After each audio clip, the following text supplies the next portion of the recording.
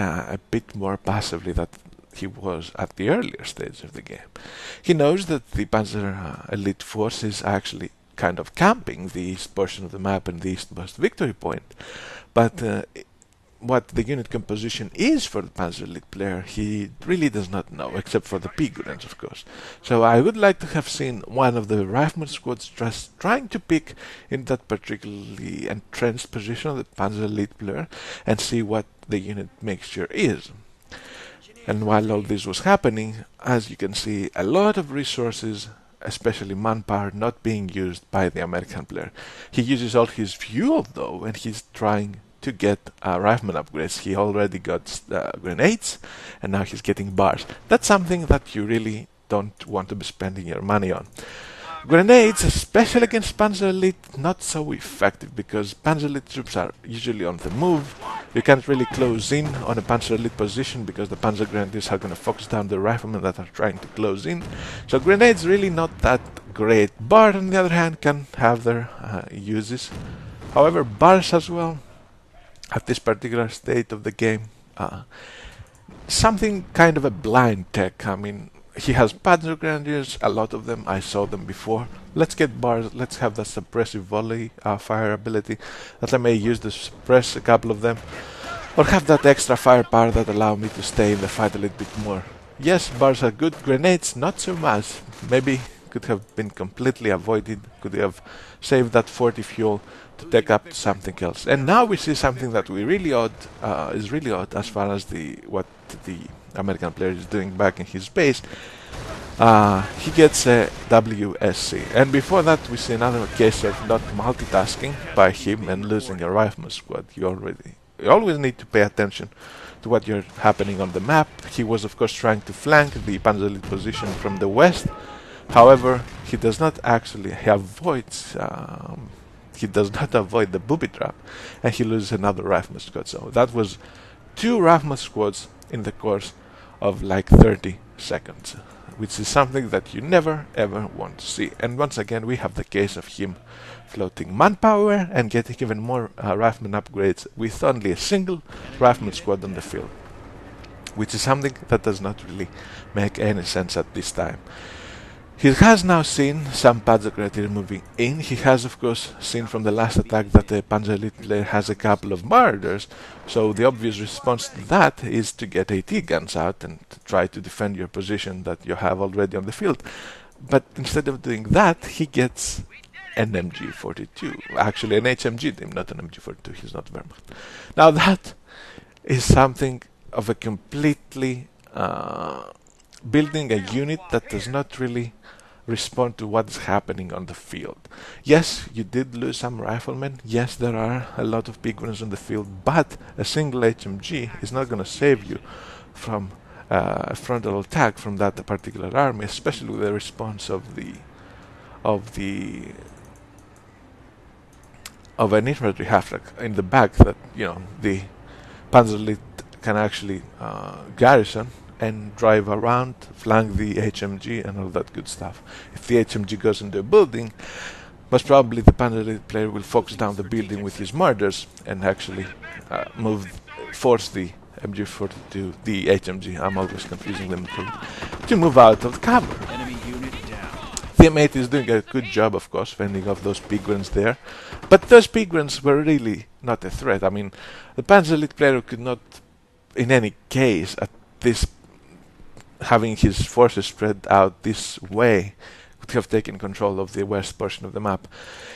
And the American player just sits around the middle, waits for the victory points to go down, but he does not get the units that he needs to get.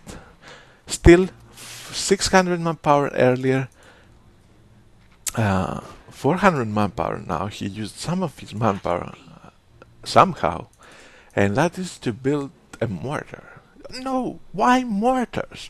Your unit mixture does not require mortars. And mortars, by the way, are horrendous against Panzer Elite, not only because Panzer Elite does not have static weapon teams, as Wehrmacht have in the HMG, in the mortar of their own, But because the penguins are always mobile on the field, there won't be some form of such a position that the penguin player will usually take as to allow a mortar to be effective. You really need a D-gun. You have seen those martyrs. Those martyrs will most probably be a threat, not only because they can move in and go for your base, as we see now, but because they could just move in and try to take out your M8. And if your M8 goes down, your rifleman, your single squad of riflemen is not going to be enough to face off all those big ones. And M8 mines, yes, they may help, but they're not enough. And look what's going on right now. The American player, seeing those two martyrs, that, by the way, he had already seen, he just now started building an AT gun. So, I'm asking you this question. How good do you think this AT gun build at this particular time is going to go? Not good at all. It may even be the case that the motor pool is going to go down before the AT gun comes out. But that does not even matter. The HMG, the bunker going down means that Pigrins could just move into the American player's base, loaded of course in the infantry half-track, and now the American player has no actual response to that. The M8 that was brought back to try to fend off that armored threat cannot actually hold against two martyrs, and now the static defenses that the American player had in the form of mines in the center of the map, in the form of a forward HQ in the church, of an HMG covering the bridge outside of the P player's space, does not really matter because the P player is not there. The American player invested so much manpower, so many units trying to hold the middle, when the middle did not actually matter for him because he already had the middle. He needed to make a move for the east where the P player was, and by making a move I don't mean losing two rifleman squads as he did. He needed to do something coordinated. He either had to scout with a single squad of riflemen first, and after he had seen what was going on, he could have moved in with more units. So at this moment he can really respond to those two martyrs.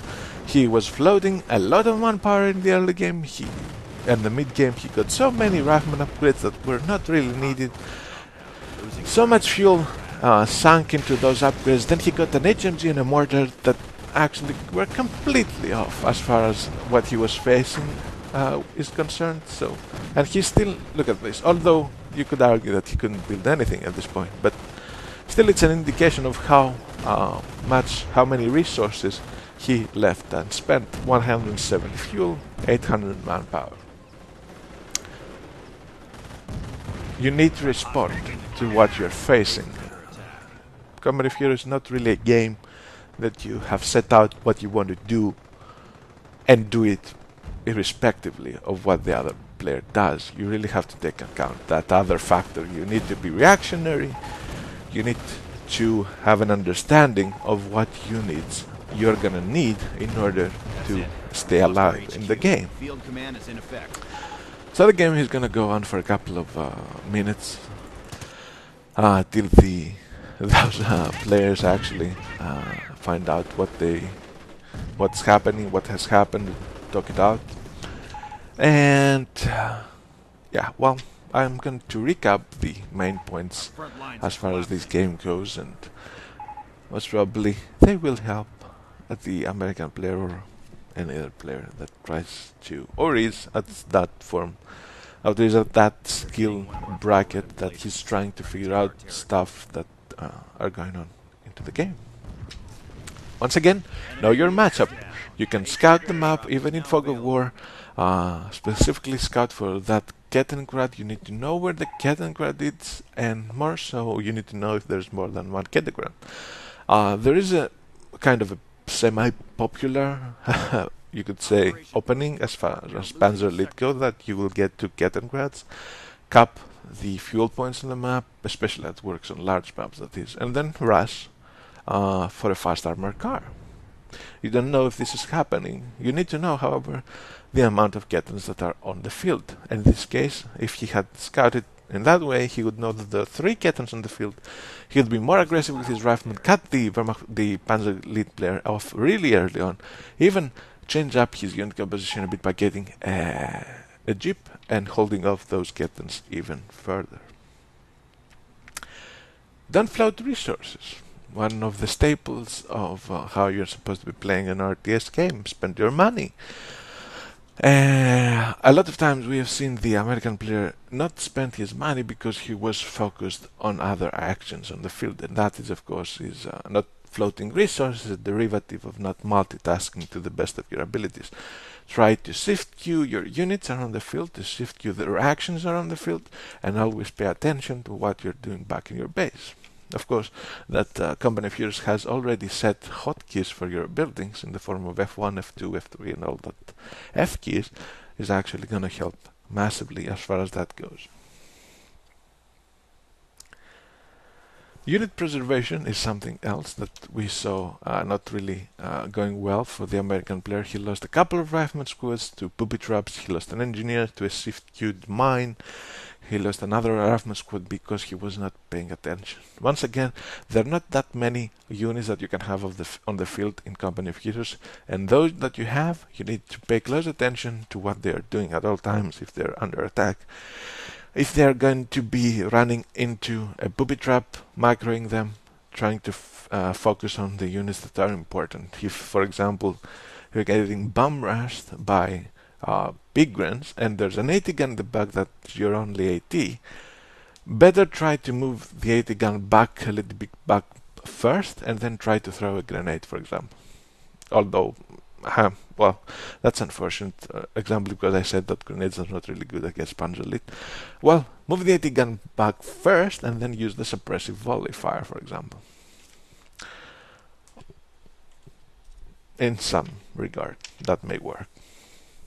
I'm trying to figure out examples where, focusing on the most important action is actually going to be beneficial. What more have we seen? Oh yeah, the observation post on the strategic sector. Once again, it's a no-no. Do not really build strategic points, observation posts on strategic sectors. They're not needed. Strategic sectors are there, of course. They play an important role in maps for connecting territories, and they actually can be regarded as cutoffs in a lot of maps, but you really need to be using your units to defend them and not observation posts. And the last, of course, is knowing, once again, your matchup as far as what you get on the field goes. The 4 riflemen beginning was pretty good. The transition to the motorable, although coming a bit late because of that all resource floating situation, was good. But after that, the American player failed to recognize what the Panzer Elite player was doing. Getting all those rifleman upgrades did not really pay off for him. He got grenades, bars, and sticky bombs. And in the meantime, he lost 2 rifleman squads. What does that say to you? It says that you don't really need to get upgrades unless you're going to be using them right after you get them. Taking to a WSC, once again, a failure to recognize what was really going on. WSC, as Americans against Panzer Elite, is usually built to get snipers. Snipers, of course, are so powerful against Panzer Elite because of the fact of their low count of members on their infantry squads and all that stuff. And he did not get sniper, he get an HMG to guard a cutoff outside of the PE player space, and then a mortar that is not really that good of a unity against Panzer Elite. If you want to go WSC against Panzer Elite, get a sniper. In this case, you didn't get a sniper. It didn't make any sense as a WSC in the first place, and not getting a sniper did not help it at all. And the last one, of course, is the AT guns and your AT. You had seen that there were mortars in the field. You had a single M8 and some sticky bombs on a single rifleman squad. That is not enough to kill martyrs. Martyrs that, of course, come with the support of big guns with MP44s and some strikes in the mix. So that is all I had to say about the game. Take those pointers or not. Leave feedback. Not only, of course, the guy that I reviewed the replay for, but also whoever else has actually thought that this was actually something that could give him something as far as his ability to play the game goes, and if you want this to continue, say so. Otherwise, I'm not going to be continuing it, because obviously it's not like the other casts that have an entertainment value, have all that, and there you can throw bits of strategic thought behind each action of the player here and there. This is, of course, a very, very specific kind of cast, so if it doesn't have any impact, doesn't that make sense for me to keep doing it, irrespective of the reaction to it. So, that's all I had to say. I hope you mostly learned something out of it, and I'm waiting for your responses so that I can see whether I continue it or not.